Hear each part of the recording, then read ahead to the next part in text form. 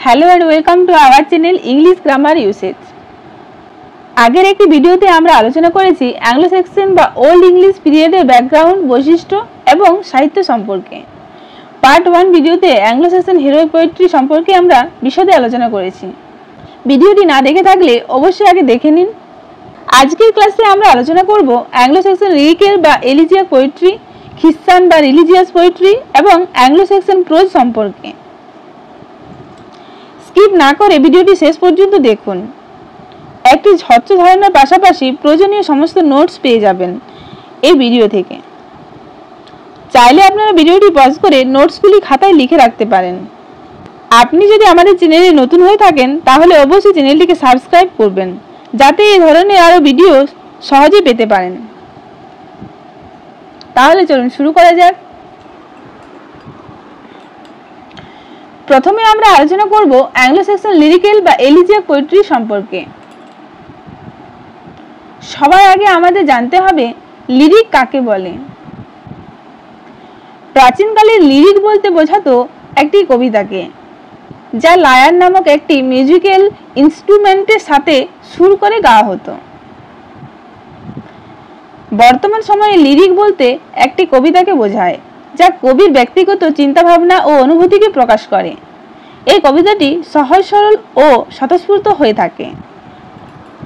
আবার এটি সিনসিয়ার এবং মিউজিক্যাল হয়ে থাকে। লিরিক পোয়েট্রি কয়েকটি উল্লেখযোগ্য ভাগ হলো এলিজি, ওড এবং সনেট। এবার আমরা জানব এলিজিয়াক পোয়েট্রি কাকে বলে।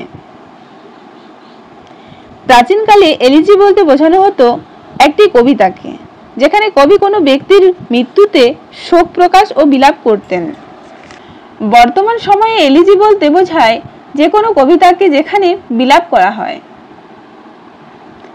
বিশেষ কোনো ব্যক্তির মৃত্যুতে শোক প্রকাশ নাও থাকতে পারে, তার পরিবর্তে সামগ্রিক মননশীলতা সম্পর্কে বিলাপ থাকে। এলিজিয়াক পোয়েট্রিতে প্যাথোজ বা করুণ রস খুব বেশি পরিমাণে দেখতে পাওয়া যায়। তাহলে মনে রাখতে হবে এলিজিয়াক পোয়েট্রি হলো এক ধরনের লিরিক পোয়েট্রি যেখানে দুঃখের অনুভূতি ও বিষাদের সুর খুব বেশি পরিমাণে দেখতে পাওয়া যায়। এর বিষয়বস্তু হতে পারে কোনো ব্যক্তির মৃত্যু, প্রিয়জনের থেকে বিচ্ছেদ বা কোনো শহরের ধ্বংস এবং করুণ পরিণতি। এবার আমরা জানব কোন কোন অ্যাংলো সেকশন এলিজিয়াক পোয়েম উদ্ধার করা সম্ভব হয়েছে। অ্যাংলো সেকশন বা ওল্ড ইংলিশ এলিজিয়াক পোয়েমগুলি হলো the wanderer, the seafarer, the ruin, the wife's lament, the husband's message, the lament of Deor, Wulf and Eadwacer. এই কবিতাগুলিকে ওল্ড ইংলিশ লিরিক পোয়েমও বলা হয়। এবার আমরা জানব দ্য ওয়ান্ডারার নামক কবিতাটি সম্পর্কে। দ্য ওয়ান্ডারার একটি ওল্ড ইংলিশ এলিজিয়াক বা লিরিক্যাল পোয়েম। এখানে একজন ব্যক্তি তার মালিক বা প্রভুকে হারিয়েছেন। তার মৃত্যুতে বক্তা শোকাহত। সে এখন খুব একা ও নিরুপায় হয়ে পড়েছে। এবার সে দীর্ঘদিন ধরে সমুদ্র যাত্রা করতে থাকে যাতে সে নতুন একজন প্রভুকে খুঁজে পায়। সমুদ্রপথে যেতে যেতে সে পুরানো দিনগুলির কথা স্মরণ করে। বর্তমানে দুঃখ কষ্টের বিষয়ে ভেবে তার মন ভাবাক্রান্ত হয়ে যায়। যাই হোক, কবিতাটির শেষে সে ঈশ্বরের প্রতি আস্থা প্রকাশ করে। এবার আমরা আলোচনা করব আরেকটি ওল্ড ইংলিশ এলিজিয়াক পোয়েম সম্পর্কে যার নাম দ্য সিফেয়ারার। এখানে বক্তা হলেন একজন বয়স্ক নাবিক। যৌবনকালে সমুদ্রের উপর কিভাবে তার দিন কাটতো তা তিনি স্মরণ করেছেন। এছাড়া সমুদ্রপথে বাধাসমূহ, প্রকৃতির সৌন্দর্য এবং ঈশ্বরের মহিমা এই কবিতায় বৃদ্ধ নাবিকটি বর্ণনা করেছেন। আবার সমুদ্রের ভয়াবহ রূপের সুন্দর বর্ণনা এখানে পাওয়া যায়। এবার আসব পরের কবিতায়, দ্য রুইন। দ্য রুইন হলো অন্যতম ওল্ড ইংলিশ লিরিক পোয়েম বা এলিজিয়াক পোয়েম। এখানে একটি প্রাচীন ধ্বংসপ্রাপ্ত শহরের কথা বলা হয়েছে। বর্তমানে শহরটি কেবলমাত্র ধ্বংসাবশেষ পড়ে রয়েছে, কিন্তু অতীতে এই শহর ছিল সুখ সমৃদ্ধির পীঠস্থান। তাই এই শহরটির ধ্বংসাবশেষ দেখে কবি খুবই দুঃখ পান। একটি বিষাদের সুর সারা কবিতা জুড়ে বাজতে থাকে। দ্য ওয়াইফস ল্যামেন্ট কবিতায় একজন মহিলা খুব দুঃখ প্রকাশ করেছেন এবং বিলাপ করেছেন, কারণ তিনি তার স্বামীর থেকে অনেক দূরে আছেন। একটি গাছের নিচে বসে সারাক্ষণ তিনি কান্নাকাটি করে চলেছেন। দ্য হাজব্যান্ডস মেসেজ কবিতায় আমরা দেখতে পাই একজন নির্বাসিত ব্যক্তি তার স্ত্রীর উদ্দেশ্যে একটি বার্তা একটি কাঠের দণ্ডে খোদাই করে পাঠাচ্ছেন। কয়েকদিন পর সেই দণ্ডটি সেই মহিলার কাছে পৌঁছে যায় একটি জাহাজে করে। দণ্ডটি নিজের জীবন কাহিনী বর্ণনা করে। তারপর সে বর্ণনা করে কিভাবে তার স্বামী নির্বাসিত হয়েছিল। সবশেষে দণ্ডটি সেই মহিলাটিকে অনুরোধ করে সে যেন তার স্বামীর কাছে যায় এবং মিলিত হয়, কারণ তার স্বামী তার জন্য অপেক্ষা করছেন। দ্য ল্যামেন্ট অফ ডিওর কবিতায় আমরা দেখতে পাই একজন বৃদ্ধ চারণ কবি দুঃখ প্রকাশ করছেন, কারণ তাকে চাকরি থেকে সরিয়ে অন্য একজনকে নিয়োগ করা হয়েছে। শেষে তিনি নিজেকে সান্ত্বনা দেন এই বলে যে দেবতা এবং রাজাদেরকেও কঠোর পরিস্থিতি এবং দুর্ভাগ্যের কবলে পড়তে হয়। উলফ অ্যান্ড এডওয়ার্ডসের কবিতায় আমরা দেখতে পাই একজন মহিলা তার প্রেমিক বা স্বামীর থেকে বিচ্ছিন্ন হয়ে গেছেন, কারণ তার স্বামীকে সমাজচ্যুত করা হয়েছে। স্বামীর কাছে যাওয়ার জন্য তিনি বেকুল হয়ে পড়েছেন। এবার আমরা আলোচনা করব ওল্ড ইংলিশ রিলিজিয়াস বা খ্রিস্টান পোয়েট্রি সম্পর্কে। কিছু কিছু ওল্ড ইংলিশ পোয়েমের বিষয়বস্তু হলো বাইবেলের গল্প বা খ্রিস্টান সেন্টদের জীবন কাহিনী। খ্রিস্টান থিমস বা রিলিজিয়াস সেন্টিমেন্ট এইসব কবিতার মূল আলোচ্য বিষয়। এইসব কবিতাগুলি ওল্ড ইংলিশ রিলিজিয়াস বা খ্রিস্টান পোয়েমস নামে পরিচিত। যে দুজন কবি ওল্ড ইংলিশ খ্রিস্টান পোয়েমগুলি লিখেছিলেন তারা হলেন কেডমন এবং কিং উলফ। মনে করা হয় কেডমন 4টি ওল্ড ইংলিশ খ্রিস্টান পোয়েম লিখেছিলেন।